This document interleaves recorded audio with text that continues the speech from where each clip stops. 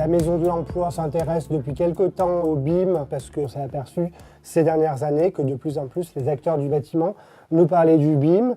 Le BIM, c'est la maquette numérique. Alors c'est pas juste un outil en 3 dimensions, c'est plus une nouvelle manière pour les acteurs du bâtiment de travailler en mode collaboratif.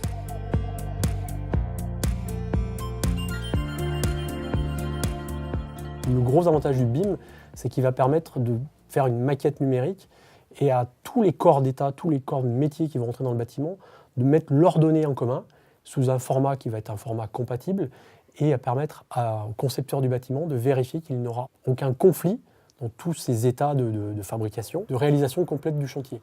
Donc il y a un travail en amont avec le BIM qui va être beaucoup plus important, mais par contre après le terme de réalisation, de planification du chantier, elle doit être fluide et se passer dans de meilleures conditions. L'entreprise Algaflex en fait, existe depuis bientôt 60 ans. Donc, sa spécialité, c'est la fabrication, enfin la conception, la fabrication et l'installation de murs mobiles. Et de plus en plus, en fait, il y a des demandes de pouvoir faire des maquettes BIM pour pouvoir répondre à cet appel d'offres public.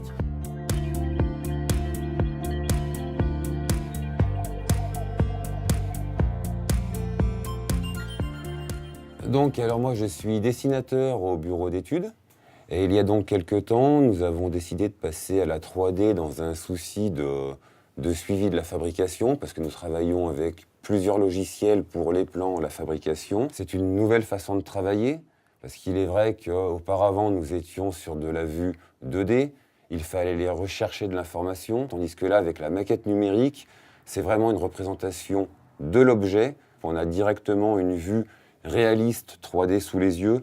Donc au niveau de la compréhension de l'ensemble du bâtiment, c'est un gain de temps phénoménal. Le but du référent BIM, c'est de pouvoir installer et développer le BIM au sein de son entreprise. Donc il y a des écoles d'ingénieurs qui intègrent dans leur master justement des spécialités BIM. Et il commence à arriver des formations du bâtiment. Je sais que des bacs pro sur Voiron, justement, commencent déjà à travailler sur le BIM. Comme la 2D est devenue un automatisme, le BIM devra le devenir d'ici quelques années.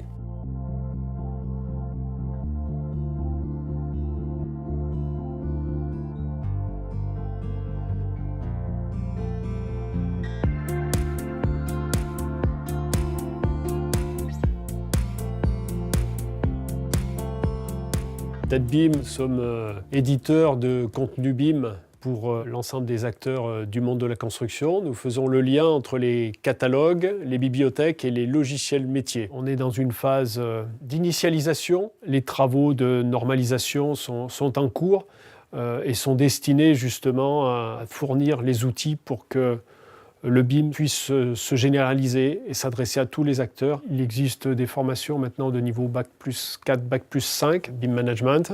Je dirais qu'à terme, c'est l'ensemble des métiers qui vont devoir être en interaction avec la maquette numérique. Le BIM est finalement une nécessité pour répondre aux défis du siècle en cours. Non seulement c'est un outil de qualité, de productivité pour l'ensemble de la filière, mais c'est également un moyen d'intégrer le bâtiment dans une économie circulaire avec une bien meilleure recyclabilité de l'ensemble des matériaux utilisés.